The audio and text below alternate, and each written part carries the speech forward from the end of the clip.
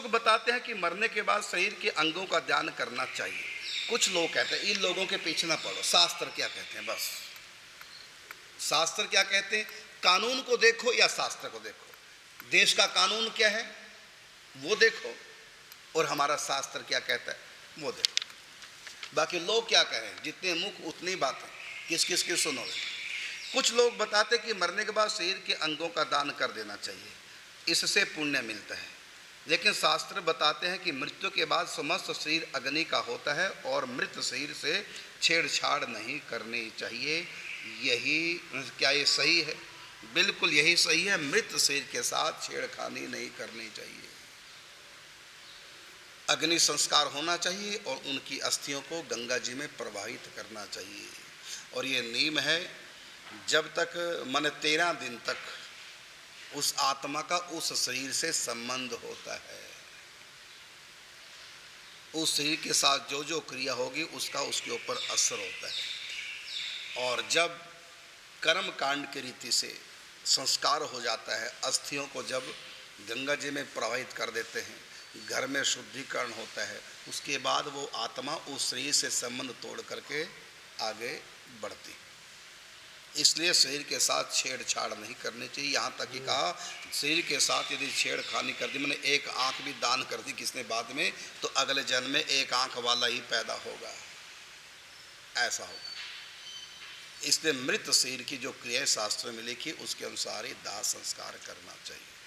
Master इसमें एक भाव आ रहा है थोड़ा। हाँ बिल्कुल बिल्कुल। जैसे कि अपना सर्वस्व जो है दूसरे के हमसे, ऐसे भाव आ रहे हैं वैसे।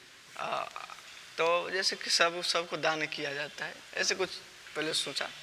तो हम यदि अपने शरीर को या किसी अंग को, ऐसे एक भाव है केवल, यदि किसी के सेवा में लग जाए, जीते जी या मरते, मर के भी है तो अच्छा है, अच्छा, बुरा तो है नहीं। जैसे मान लिया हम जिंदा है हमारा शरीर, और जिंदे में अपने किडनी किसी को दे रहे हैं, तो उसका कल्याण होगा और हमने अच्छे ही काम किया। और मरने के बाद भी ये तो ऐसे जलेगा ही। बिल्कुल जलेगा, जलेगा ना। और भागवत में कहा इसका यही 3 उपाय है, या तो विष्ठा बन जाएगा, खा जाएंगे, आग में जल जाएगा, या पानी में चले। तो हम किसी को यदि दे दी, किसी का यदि उपकार हो रहा है, तो इसमें क्या बुराई हो सकता है? थोड़ा सा भाव आ रहा है केवल। हाँ बिल्कुल। देखो ये बात जो बुद्धिजीवी लोग सोचेंगे, इसमें बुरा क्या है? शास्त्र क्यों कहते हैं कि ऐसा नहीं करना, जिसमें बुरा क्या? आपने भी कहा बहुत अच्छी बात है। और लगता है ऐसा कि इसमें बुरा क्या है? हमारे बाद हम शरीर का दान कर दें और हमारी किडनी किसी काम आ जाए, आँख किसी काम, उसका तो भला ही हो गया। तो देखिए मैं आपको बताना चाहूँगा, 2 व्यक्ति बिना किडनी के मरने जा रहे हैं, हम दोनों किडनियां दान कर दें, उनका तो भला हो गया, लेकिन अपना तो बेड़ा गर्क हो गया कि नहीं?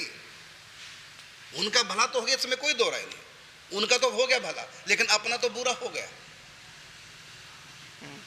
तो हम कभी भी ऐसी क्रिया ना करें कि अपना बुरा करें। पहली बात तो हमको अपना कल्याण करना है, और उसके बाद दूसरे का भी कल्याण का ध्यान रखना है। लेकिन दूसरे का केवल ध्यान रखने से, हमारे यहाँ का दान के लिए भी कहा कि 10वां हिस्सा दान करो, मतलब अपने लिए भी बचा के रखो। यदि सारा का सारा दान करोगे, सामने वाले को तो भला है, लेकिन अपना बेड़ा गर्क है, ना खा पाएंगे। सारा का सारा दान कर दिया। अब दान करना तो अच्छी बात है, क्या सारा दान कर दें?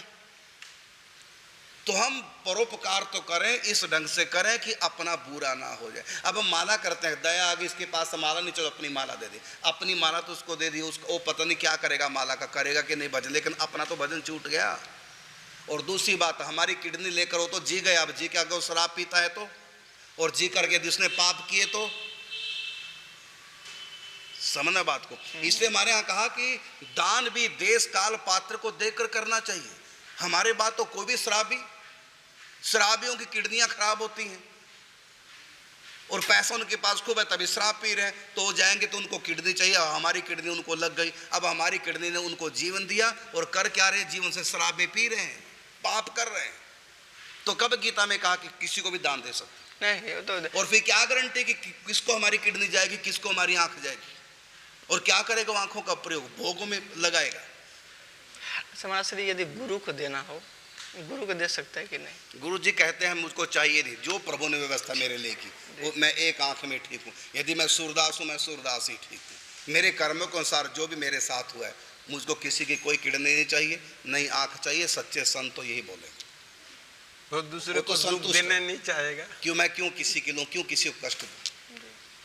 तो जन साधारण से लगता है ऐसा कि इसमें पाप क्या है, लेकिन आपको नहीं पता शरीर के साथ जो छेड़खानी होती है उसका असर अगले जन्म पे जाता है। एक घटना है, अखबार में आई थी और मैंने उसको सेवा सुख पत्रिका में भी दी थी। तो उस चंडीगढ़ में सरिया फैक्ट्री का मालिक था, पैसे के लालच में उसी के परिवार वालों ने उसको मरवा दिया। अगले उसकी पत्नी तक का नाम उसमें सोनिया दिया, उसके यहाँ तक उसको अगले जन्म में पिछले जन्म का फ़ोन नंबर भी आता, अखबार में हमने पढ़ा।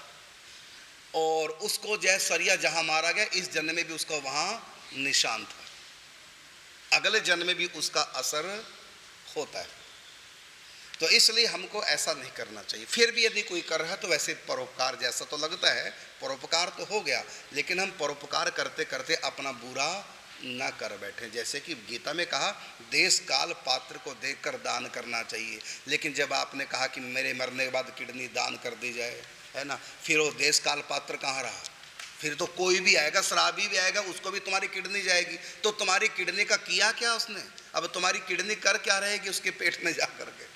उसको शराबी बना रही है, और शराब पिएगा, उसका सारा पाप, क्योंकि जीवन हमने दिया, वो पाप हमारा भी। इसलिए तो बच्चे यदि पाप करते हैं उसका कुछ अंश पिता को भी मिलता है, क्योंकि पिता ने पैदा किया, पिता ने अच्छे बुरे संस्कार दिए। क्यों नहीं पिता ने उसको अच्छे संस्कार दिए? तो पिता की जिम्मेदारी बनती थी। यहाँ तक कि शिष्य का पाप गुरु को भी लगता है, शास्त्र में लिखा है कि जब गुरु बने तो क्यों नहीं अच्छे संस्कार अपने शिष्य को दिए।